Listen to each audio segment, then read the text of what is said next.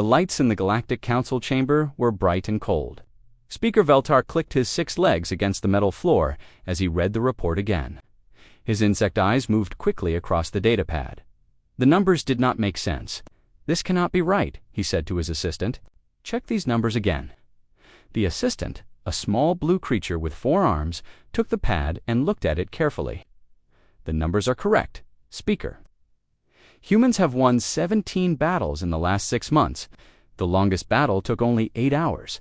Veltar's wings buzzed with worry. In all his 300 years on the Council, he had never seen anything like this. Wars were supposed to take months, sometimes years. That was how things worked in the galaxy. Everyone knew this, but humans were different. Far away on Earth, Marine Sergeant Kang Deho was cleaning his rifle when the call came. He was in the barracks, sitting on his small bed. The weapon was old, but reliable, just like him. He had used it in 12 different battles across 3 star systems. Sergeant Kang called Lieutenant Kim from the doorway. "The Colonel wants to see you."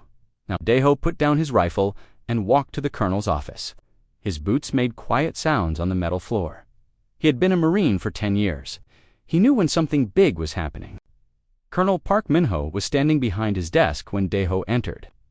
The Colonel was a tall man with gray hair and serious eyes. On his desk was a communication device that was still glowing. Someone had just finished talking to him. "Sit down, Sergeant," the Colonel said. Deho sat in the chair across from the desk. He kept his back straight and his hands on his knees. This was how Marines sat when they were getting orders. "The Galactic Council has called for you," the Colonel said. "They want to ask you questions." "Questions about what, sir?" "About how we fight. About why we win so much." The Colonel walked to the window and looked out at the training ground. Young Marines were running and jumping over walls. "They think we are doing something wrong." Deho did not understand. "Wrong, sir? We follow all the galactic war rules. We don't hurt civilians. We don't use banned weapons." "I know that. You know that. But they are worried." The Colonel turned back to Deho. "3 things have made them very worried." The Colonel picked up his datapad and read from it. First, the battle on Kepler 4-4. To be the enemy had strong walls and good weapons. Everyone thought the battle would take 6 months. You and your team finished it in 6 hours. Deho remembered that battle. The enemy had built their base in a mountain. Everyone said it was impossible to take, but Deho had found a way through the old mining tunnels. His team went in quiet and fast. The enemy gave up when they realized humans were already inside their base. Second, the Colonel continued, the war help we gave to the Caesian Republic, they were losing badly. After our advisors helped them, they won every battle. That was true too. The Caesians were good people, but bad fighters. They always attacked the same way. The enemy always knew what they would do. Human advisors taught them to be unpredictable. The war ended in 2 months instead of 2 years. Third, the cargo ship incident. 1 human crew fought off the Red Claw pirates, the same pirates that destroyed 3 galactic warships last year. Deho smiled a little. He had heard about that. The cargo ship was carrying food to a colony world. When pirates attacked, the crew fought back with mining tools and repair robots. The pirates ran away after losing 2 of their ships. "So they want to talk to me about this?" Deho asked. "They want to understand how humans fight. They think we might be too dangerous for the galaxy." The Colonel sat down again. "They asked for our best military mind. The generals wanted to send Admiral Cho. The politicians wanted to send Ambassador Park. But you are sending me, sir. We are sending you, because you are what they need to see. You are not a general with fancy plans. You are not a politician with careful words. You are a Marine who knows how to win." The Colonel looked directly at Deho. "Can you do this?" Deho thought for a moment. He had fought aliens before, but he had never talked to them. Fighting was easier than talking, but if Earth needed him to talk, he would talk. "Yes, sir, I can do this." 2 days later, Deho was on a transport ship heading to Nexus Prime. The ship was big and fast, but the journey would take a week. He spent the time reading about the different alien species he would meet. Captain Lee Tae-sung, the ship's commander, came to talk with him on the 3rd day. Lee was older than Deho, with a kind face and steady hands. He had been flying between the stars for 20 years. "Nervous?" Lee asked, as they sat in the ship's small dining area. "A little," Deho said honestly. "I have never been to the Council station before. It is very big, very impressive, but do not let it scare you. Lee drank his coffee slowly. The aliens there, they think differently than us. They see war as a game with rules. Win some, lose some. That is normal for them, but not for us. Not for us, Lee agreed. When we fight to win fast and go home. They do not understand this. On the 5th day, Ambassador Park Seo-jin joined them by hologram. She appeared as a blue image in the ship's communication room. She was a smart woman who had worked with aliens for many years. "Sergeant Kong," she said, "I want to help you prepare for what you will face." "Thank you, Ambassador. The Council has 237 different species. Most of them have never fought a real war. They think war is like a sport with rules and points." Her hologram moved as she talked. They do not understand that for humans, war is about protecting people we care about. "What should I tell them? Tell them the truth. Tell them why humans fight the way we do. But be careful. Some of them think humans are too dangerous. They want to kick us out of the galaxy." Daeho felt cold when he heard this. Earth had worked hard to join the Galactic Council. Humans had colonies on 40 worlds now. If they were kicked out, what would happen to all those people? "I will not let that happen," he said. "I know you will not. But remember, you are not just representing the Marines. You are representing all of humanity." On the 7th day, they reached Nexus Prime. Daeho looked out the window at the massive space station. It was bigger than Earth's moon, with lights covering every surface. Ships from hundreds of worlds flew around it like metal insects. Impressive, is it not? Captain Lee said, as he stood next to Daeho. "Very impressive," Daeho agreed, but he was not scared. He had seen impressive things before. Enemy bases that looked impossible to take, weapons that seemed too powerful to fight against. But Marines always found a way, as their ship moved toward the docking bay. Daeho thought about what he would say to the Council. He thought about the Marines who had died in battles across the galaxy. He thought about the civilians they had saved and the colonies they had protected. The aliens wanted to know why humans were so good at fighting. The answer was simple. Humans fought like everything they loved depended on winning, because it did. The ship docked with a soft bump. Captain Lee shook Daeho's hand. "Good luck, Marine." "Thank you, Captain." Daeho picked up his small bag and walked toward the airlock. In a few minutes, he would be standing in front of the most powerful beings in the galaxy. They would ask him hard questions. They would judge not just him, but all of humanity. He was ready. The council chamber was the biggest room Daeho had ever seen. The ceiling was so high he could not see the top. Seats filled the room in circles, going up and up like a mountain made of chairs. In each seat sat a different kind of alien. Daeho walked down the center path toward the speaking area. His boots made echoing sounds on the smooth floor. Every alien in the room was looking at him. Some had big eyes. Some had many eyes. Some had no eyes at all, but still seemed to be watching. He wore his dress uniform with all his ribbons and medals. Each one told a story of a battle won or a life saved.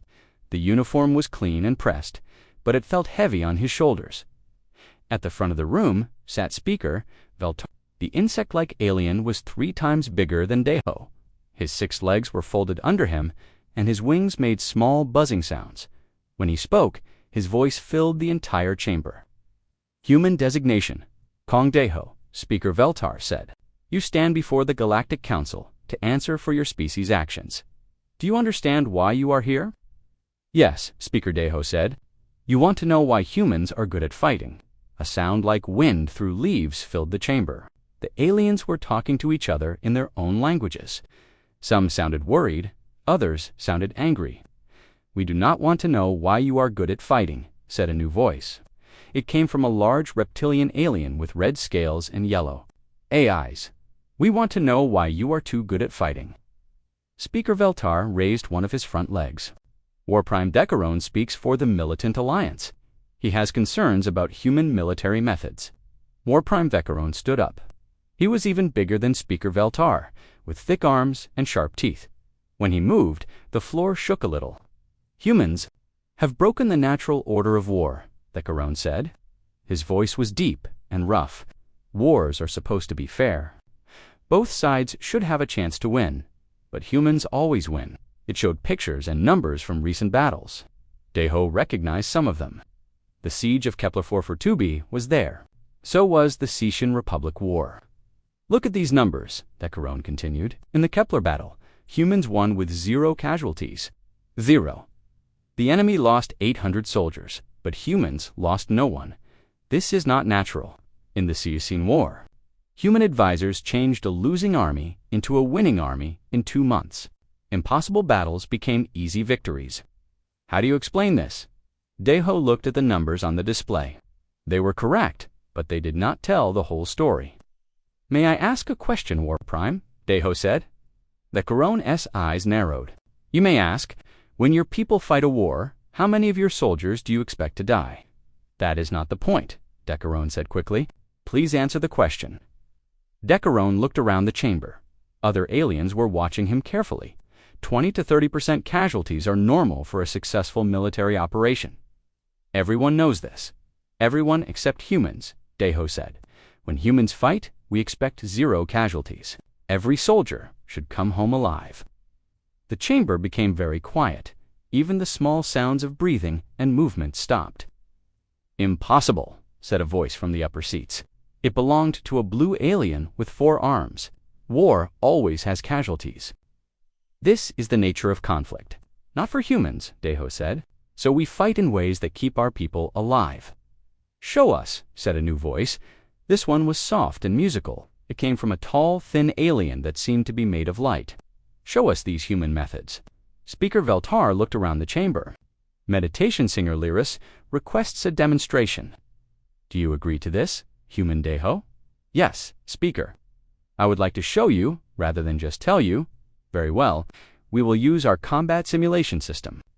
You will be given 3 scenarios that have challenged our greatest military minds. Now it showed a star map with red and blue dots representing different armies. A voice explained the first scenario, the siege of Fortress Gamma. The enemy has strong walls, energy shields, and heavy weapons. Our forces are equal in number, but cannot break through the defenses. Previous attempts resulted in 60% casualties with no victory. How do you proceed? Deho studied the map. He saw the problem immediately. Who is supplying the enemy? With food and power. Supply lines are not part of this simulation, said the voice. Then this is not a real war, Deho said. Real wars are about logistics, not just fighting. Cut off their supplies, and they will surrender without a battle. But the simulation requires a military solution. War Prime Decaron protested. Why? Deho asked. If I can win without fighting, why would I choose to fight? Every battle means some of my people might die. I will not risk their lives for a simulation. The chamber buzzed with discussion. Many aliens seemed confused by this answer. Second scenario, the voice continued. The map changed to show a space battle. Enemy fleet has superior numbers and firepower. Direct engagement results in total defeat. How do you achieve victory? Deho looked at the new map. I do not achieve victory. I achieve survival. My job is to keep my people alive, not to win every fight. But you must complete the mission, Decaron said. What is the mission? To destroy the enemy fleet? To protect something? To delay them? Deho crossed his arms. The mission changes how I fight. If I must protect civilians, I fight differently than if I must delay an enemy advance. The mission is to defeat the enemy fleet, the voice said. Then I retreat and come back later. With a better plan, maybe I attack their supply base instead. Maybe I find allies to help me. Maybe I wait for them to make a mistake. Deho shrugged. There are many ways to defeat an enemy without fighting them directly. More discussion filled the chamber. Some aliens sounded frustrated. Others sounded interested. Third scenario, the voice said. The map showed a city with red dots surrounding it. Urban warfare. Enemy has taken civilian hostages. Direct assault will result in high civilian casualties. How do you proceed? This time, Deho smiled. This is easy. I do not assault the city. Then how do you save the hostages? Asked meditation singer Lyris. While I negotiate, I send small teams to gather information. I learn about the enemy leaders. I find ways to contact the hostages. I look for weaknesses in their defenses. And then you attack? Decaron asked. Maybe, or maybe I convince some of the enemy soldiers to switch sides. Maybe I help the hostages escape on their own. Maybe I make the enemy leaders fight each other instead of fighting me. Deho looked up at the many aliens watching him. Fighting is the last choice, not the first choice. But you are a Marine, said the blue alien with 4 arms. Marines are soldiers. Soldiers fight. Marines protect, Deho corrected. We fight when we must. But our job is to protect people, not to win battles. Speaker Veltar leaned forward. These methods you describe. Every human soldier who dies is someone's child, someone's parent, someone's friend. We do not waste. Their lives on battles we can avoid. But war has rules, Decaron said. Honor, tradition, proper conduct. Honor does not bring dead soldiers back to life, Deho said quietly. Tradition does not comfort their families. Proper conduct does not help their children grow up. The chamber was silent again. This time, the silence felt different. It felt like the aliens were thinking about what Deho had said. Meditation singer Lyris spoke in her musical voice. You speak of war as if it causes you pain. It does, Deho said. Every human who dies in battle is a failure. We failed to find a better way. We failed to protect them. This pain makes us fight harder to end wars quickly. Most species see war as a test of strength, Speaker Veltar said. A way to prove superiority. Humans see war as a problem to solve, Deho replied. The faster we solve it, the fewer people die. War Prime Decaron stood up again. His yellow eyes were bright. With anger, these are not the methods of warriors. These are the methods of cowards who avoid honorable combat. Deho looked directly at the large reptilian alien. If being a coward means my Marines come home alive, then I am proud to be a coward. The chamber erupted in discussion. Some aliens seemed angry, others seemed confused. A few seemed to understand. Veltar raised his leg for silence. The demonstration is complete. We will now deliberate on what we have learned. As the aliens talked among themselves, Deho stood quietly in the center of the chamber. He had told them the truth about how humans fought. Now, he had to wait to see if the truth was enough to save humanity's place in the galaxy. The council chamber was loud with arguing voices. Aliens spoke in many different languages, but Deho could hear the anger and confusion in all of them. Some were pointing at him, others were waving their arms or tentacles or wings. Speaker Veltar clicked his legs against the floor many times. The sound echoed through the chamber until everyone became quiet. The council is divided, he announced. Some believe human methods show wisdom. Others believe they show weakness. We need a way. To settle this debate, War Prime Decaron stood up slowly. His red scales caught the bright lights of the chamber. I have a proposal, he said in his deep voice. Speak, said Speaker Veltar. This human claims his methods are better than ours. He says fighting is the last choice, not the first choice. He says every life is precious. Decaron looked down at Deho with his yellow eyes. Let him prove it. A new alien spoke from the upper seats. This one looked like a tree with many branches, but the branches moved like arms. What kind of proof do you suggest, War Prime? There is a problem that has challenged our best military minds for 2 years, Decaron said. The Red Claw Syndicate has built a base on asteroid Omega-7. They have strong defenses, stolen warships, and energy shields. Worst of all, they hold 3,000 civilians as hostages. The chamber became very quiet. Even the small sounds of breathing stopped. 3 different fleets have tried to take that base, Decaron continued. The first fleet lost 60% of its ships. The second fleet lost 40%. The third fleet retreated when the pirates started killing hostages. Deho felt cold. He knew about the Red Claw Syndicate. They were the worst kind of criminals. They attacked trade ships, destroyed colonies, and sold people as slaves. So this is my challenge, Decaron said. If human methods are truly better, let this Marine solve the Omega-7 problem. If he can defeat the Red Claw Syndicate and save the hostages with minimal casualties, I will admit humans deserve their place in the galaxy. And if he fails, asked the tree-like alien, if he fails, Earth will be removed from the Galactic Council. Humans will be banned from all Council space. Your colonies will be closed, and your people will return to Earth. Deho felt his heart beating fast.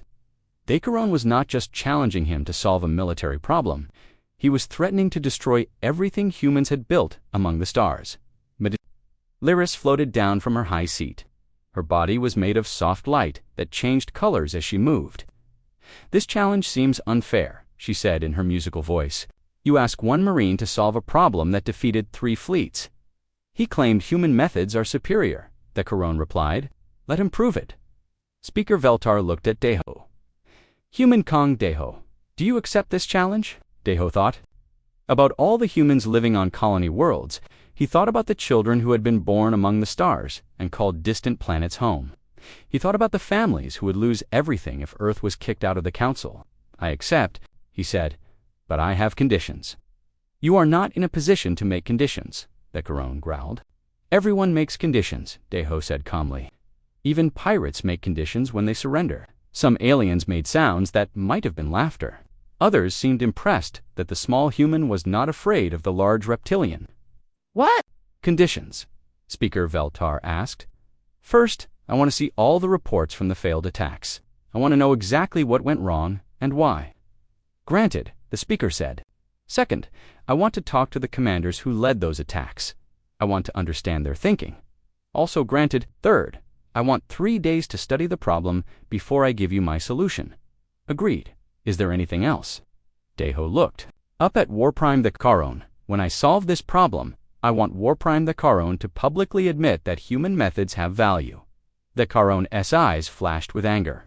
"When you fail, I want you to admit that humans are too weak to deserve a place in this galaxy." "Deal," Deho said. Speaker Veltar spread his wings wide. "The challenge is accepted. Human Deho will have access to all military records regarding Omega-7. He will have 3 days to develop a solution. The Council will reconvene to hear his plan." As the aliens began to leave the chamber, meditation singer Lyris floated over to Deho. Up close, he could see that her light body had tiny stars moving inside it. "Why did you accept this challenge?" she asked. "You could have refused and asked for more time." "Because Warprime the Corone is right about one thing," Deho said. "If human methods are better, we should be able to prove it. And if you are wrong, if you fail," Deho looked around the now empty chamber, "then maybe humans do not deserve to be here." "I do not think you believe that," Lyris said. "No," Deho admitted. "I do not believe that, but I understand why. Some aliens are afraid of us. We fight differently. We think differently. Change is always scary. What makes you think you can solve a problem that defeated 3 fleets?" Deho smiled for the first time since entering the chamber. "Because those 3 fleets were trying to win a battle. I am going to try to solve a problem." Later that day, Deho sat in a small room reading report after report. The Red Claw Syndicate base was indeed very strong. The asteroid had been hollowed out and filled with weapons. The pirates had 12 stolen warships and energy shields that could stop most attacks. But as Deho read more, he began to see patterns. The pirate leader was named Vexter. He was smart and cruel, but he had weaknesses. He did not trust his own people very much. He kept changing his plans. He worried about betrayal from his own crew. The 3 failed attacks had all used the same basic strategy: send in lots of ships, destroy the defenses, capture or kill the pirates. But every time the fighting started, the pirates began killing hostages. The attacking fleets had to choose between saving the hostages and completing their mission. On the second day, Deho talked to the 3 fleet commanders using holographic communication. All 3 were experienced military leaders. All 3 had made the same mistake. "We tried to overwhelm them with firepower," said Commander Zeltron, who had led the first attack. "But they were ready for us." "We tried a surprise attack," said Admiral Mordock, who had led the second fleet. "But they detected us too early." "We tried to negotiate first," said General Kexler, who had led the third attack. "But they started killing hostages as soon as they saw our ships." "What was your goal in each attack?" Deho asked. "To capture the base and arrest the pirates," Zeltron said. "To destroy their ships and free the hostages," Mordock added. "To end the threat they posed to galactic shipping," Kexler finished. Deho nodded. All 3 commanders had focused on military objectives. None of them had focused on the real problem. On the third day, Deho called Admiral Cho Byung-ho on Earth. The old admiral appeared as a hologram in Deho's room. His gray hair and tired eyes showed the weight of commanding Earth's space forces. "Heard about your challenge," Admiral Cho said. "The whole fleet is worried." "I need your advice, sir," Deho said. "Not about tactics or strategy, about people." "What kind of people?" "Pirates, criminals, people who have given up on being good." Deho showed the Admiral the files on the Red Claw Syndicate. "These pirates have been together for 5 years. They trust each other enough to share stolen goods, but do they trust each other enough to die together?" Admiral Cho studied the files carefully. "Look at their backgrounds," he said after a few minutes. "Most of them were not born criminals. They lost jobs, lost families, lost hope. They became pirates because they had no other choices. So they might still want a different life. People always want a chance to go home," the Admiral said. "Even pirates, thank you, sir. I think I know what to do now." That evening, Deho sat alone in his room and wrote his plan. It was not like any military plan he had ever seen. It did not involve ships or weapons or battles. Instead, it was about understanding what the pirates really wanted and giving them a way to get it without fighting. When he finished writing, Deho read through the plan one more time. It was risky, and it was different, and it would probably shock the Council. But it might work, and if it worked, no one would have to die. The next morning, Deho walked back into the Council chamber. The seats were full again, and all the aliens were watching him. Warprim Decaron sat in his place, with his arms crossed and his yellow eyes bright with anticipation. Speaker Veltar clicked his legs for attention. "Human Deho, you have had 3 days to study the Omega-7 problem. Are you ready to present your solution?" "Yes, Speaker," Deho said. "But I must warn you, my solution does not involve any fighting at all." The chamber filled with surprised sounds. Warprime Decaron leaned forward in his seat. "Then, how do you plan to defeat the Red Claw Syndicate?" Decaroni asked. Deho looked up at all the aliens. Watching him, "I am going to convince them to defeat themselves." The council chamber was so quiet that Deho could hear his own heartbeat. Every alien was staring at him, waiting to hear how he planned to defeat the Red Claw Syndicate without fighting. Warprime Decaron broke the silence. "Convince them to defeat themselves. That makes no sense. Pirates do not surrender without a fight." "These pirates will," Deho said. He walked to the center of the speaking area, where everyone could see him clearly. "But first, I need to explain why the previous attacks failed." A holographic display appeared above Deho's head. It showed the asteroid base and the surrounding space. All 3 fleets made the same mistake. They saw this as a military problem.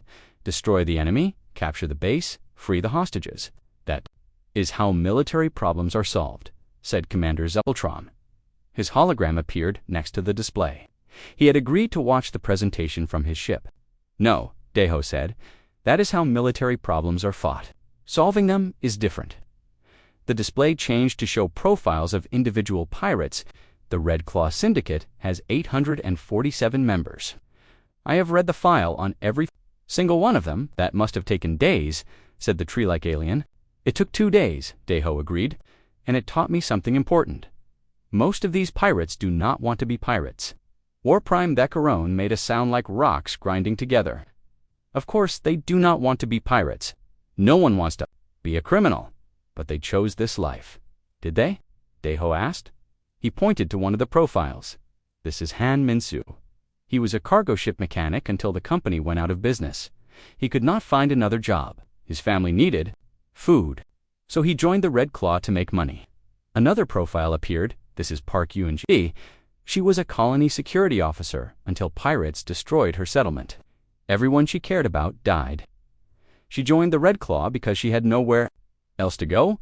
More profiles appeared, each telling a similar story. 63% of the Red Claw pirates joined because they lost their jobs. 22% joined because they lost their families. 12% joined because they were running from debts or legal problems. Only 3% joined because they wanted to be criminals, Deho finished. The rest are just people who ran out of good choices. Meditation singer Lyris floated down from her seat. "You are saying most of them would leave if they had another option." "I am saying most of them are already looking for another option. They just do not know how to find one." The display changed again to show communication records. The Red Claw has very high turnover. New pirates join, but old ones disappear all the time. Where do they go? They probably get killed, the Caron said. Some do, but many just leave. They fake their own deaths, or they slip away during raids, or they find excuses not to come back from shore leave. Deho pointed to the numbers on the display in the last year. The Red Claw has lost 215 members. Only 63 were confirmed killed in action. The others abandoned their criminal life. Asked Speaker Veltar, they tried to, but it is very hard to stop. Being a pirate, no one will hire you. No government will trust you. Your own gang will hunt you down if they think you might betray them. Admiral Mordok's hologram appeared next to Commander Zeltron's.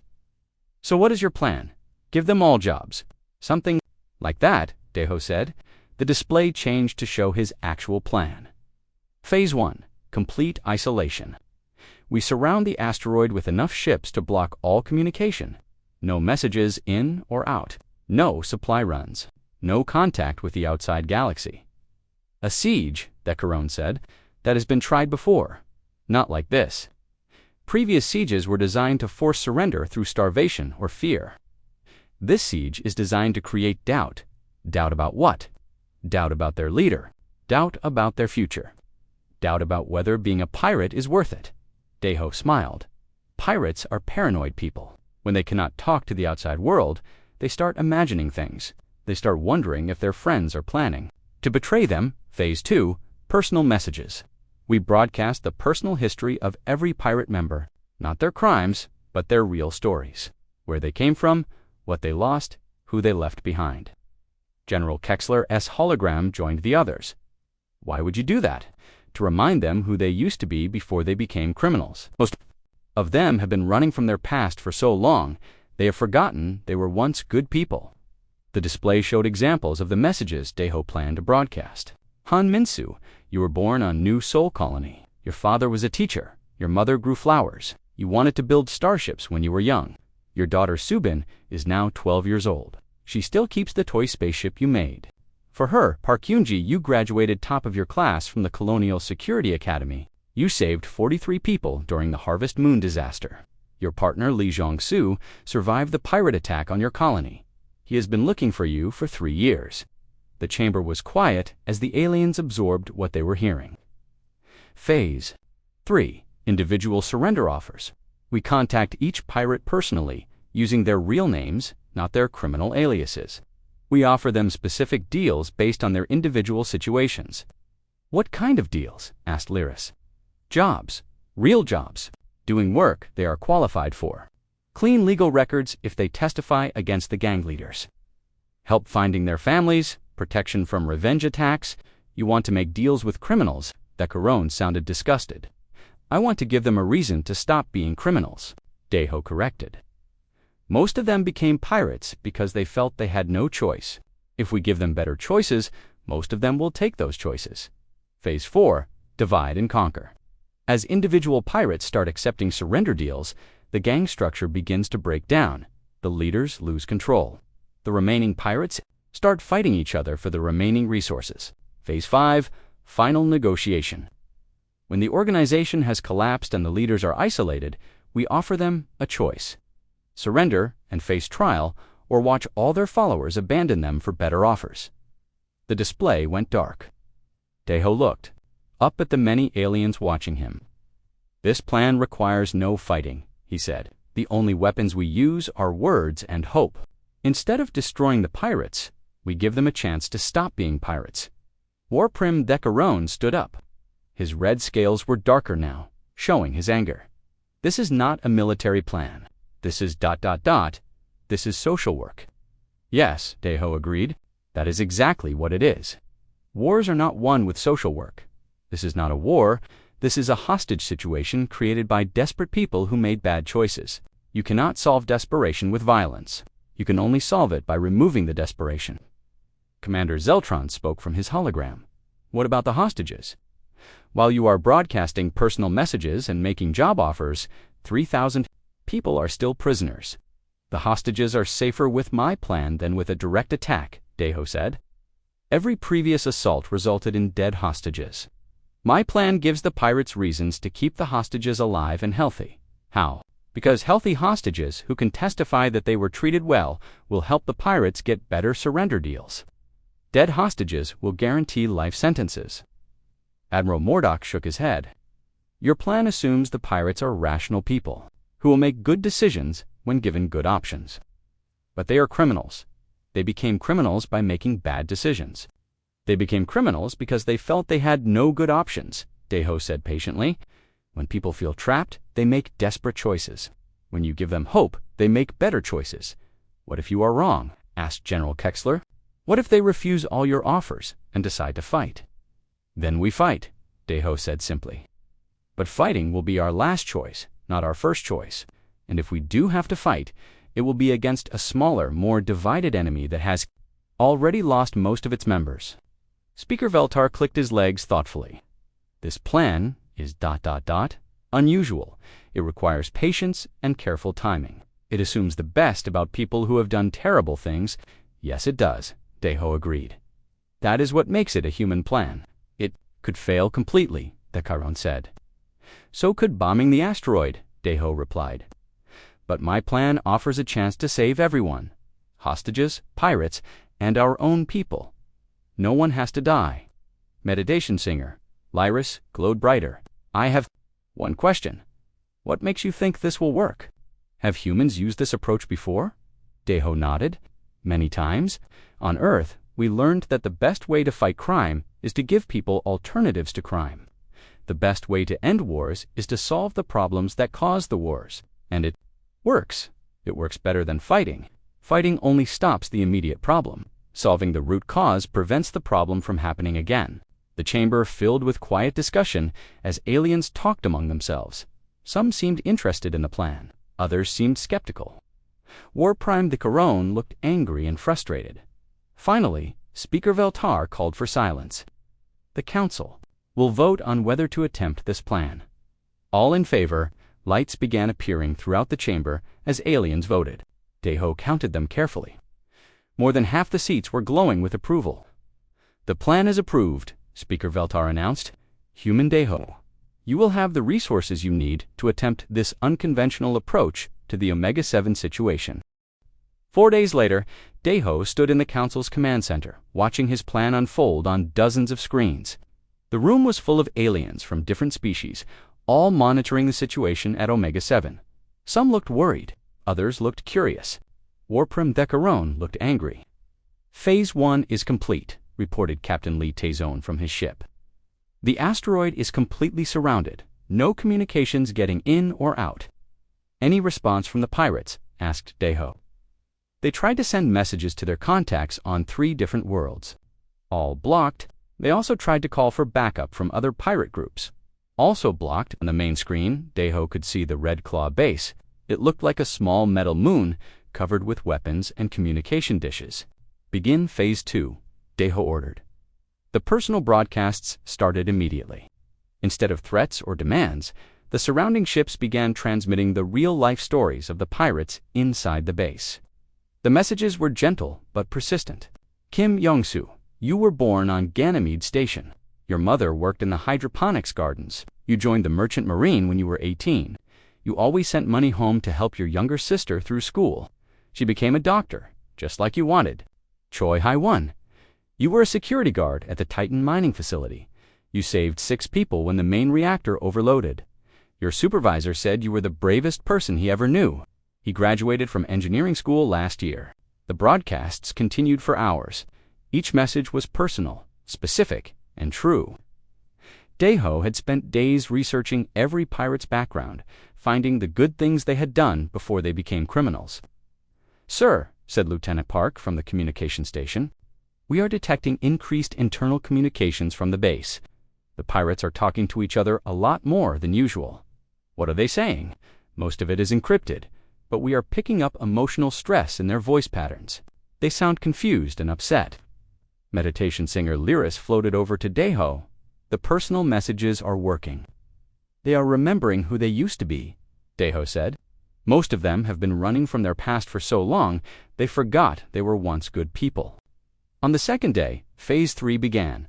The ships started broadcasting individual surrender offers to specific pirates. Han Minsu, This message is for you personally. We are offering you a job as a mechanic with the Galactic Freight Union. Full benefits, legal protection, and help reconnecting with your daughter. Park Yunji, we know you became a pirate after losing your colony. We want to offer you a position with Colonial Security Services. Your old partner, Lee Jong-soo, has requested to work with you again. He never stopped looking for you. Lee Sung-ho, you were a communications officer before joining the Red Claw. We are offering you a clean record and a job with the Galactic Communications Authority if you provide information about pirate communication networks. Sir, Lieutenant Park called out, we are receiving a response from the asteroid. The main screen flickered and showed a young man with scared eyes. This is Han Min-soo. Daeho stepped forward. Yes, Min-soo, the job is real. The Galactic Freight Union needs experienced mechanics. You would be working on cargo ships, not warships. No weapons, no fighting, just honest work. What about my criminal record? And provide information about Red Claw operations, your record will be cleared. You will have a fresh start. Min-soo was quiet for a long moment. What do I have to do? Leave the base in a small ship. Come to the surrender point. There are always others, Daeho said gently. Most people want a chance to go home. The transmission ended. 2 hours later, a small cargo ship left the asteroid base. It carried Han, Min-soo, and 6 other pirates who had decided to surrender. Phase 4 is beginning, Daeho announced to the command center. The organization is starting to break down. Over the next day, more ships left the base. Each one carried pirates who had chosen surrender over fighting. Some brought valuable information about Red Claw operations. Others brought stories of abuse and fear inside the base. The leadership is getting desperate, reported one of the surrendering pirates. Vexstar is talking about killing hostages to show he is still in control. How many pirates are left? Daeho asked. Maybe 200. But they are scared. Some are talking about mutiny. War Prime Decaron stomped over to Daeho. This is taking too long. A direct assault would have been finished by now. A direct assault would have killed hundreds of people, Daeho replied. My way? Only the truly dangerous criminals are left. The rest are getting second chances. What about the hostages? The hostages are safer now than they were 4 days ago. The pirates who are left know that keeping the hostages alive is their only bargaining chip. On the 4th day, Phase 5 began. The base was now defended by only Vexstar and his most loyal followers. The majority of the Red Claw Syndicate had surrendered or abandoned their leader. Surrender now, and you will receive a fair trial.